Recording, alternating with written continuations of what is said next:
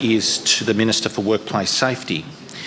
Given the losses at WorkSafe's workplace insurance arm of $4.4 billion over the last 3 financial years, the commissioning of a crisis committee and the urgent injection of $550 million late last year to keep WorkSafe afloat, will the Minister outline to the House what steps she is taking to ensure the financial viability of WorkSafe, enabling it to continue its critical work providing medical support and payments to injured workers?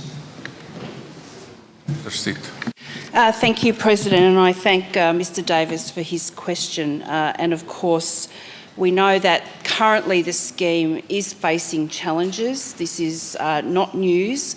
We know that there are increasing numbers of mental injury claims that the scheme is dealing with, together with many of the challenges that COVID-19 and the impacts of COVID-19 on the WorkCover scheme. It is important to note that it has been a very challenging environment in which to see return to work outcomes, particularly during the pandemic. That's why we are focusing so heavily and why the authority is focusing so heavily on efforts around prevention of injury in the first place. It's why the scheme is very focused on ensuring that employers have guidance around what they can do to prevent mental injury in the workplace. It's why our government is taking on the challenges that have been part of the recommendations of the Royal Commission into Mental Health. We know that Victorians spend at least a third of their life at work, and therefore those challenges of modern workplaces in terms of injury prevention, particularly when it comes to the mental wellbeing of Victorian workers, is so important. And I'm very confident that the scheme is fully focused on those challenges.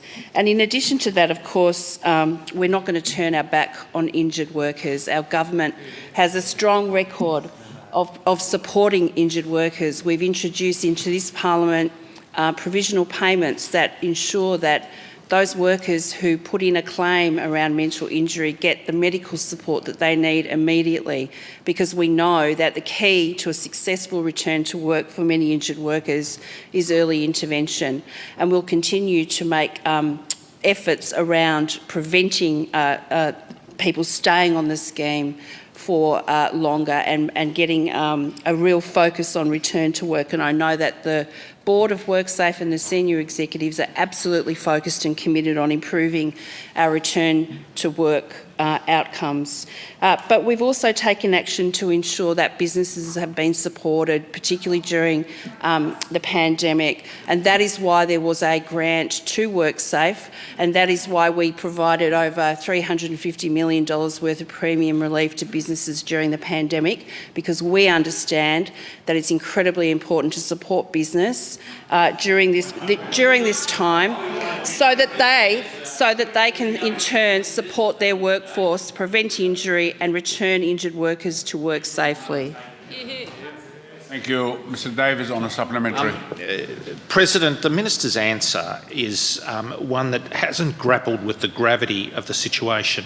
And I say, Minister, the Auditor-General says the value of outstanding insurance claims liability for WorkSafe, as reported in the Annual Financial Report 2021, almost doubled over the last 5 years, reaching a total of $24.5 billion.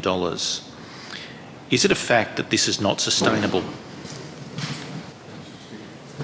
Thank you, President. I thank Mr Davis for his supplementary question, and I am very confident that the board and the senior executives at WorkSafe understand very well the challenges that the scheme is facing. And can I say that this is not a situation that is unique to our jurisdiction. This is similar pressures are on all of our workers' compensation schemes right around the country.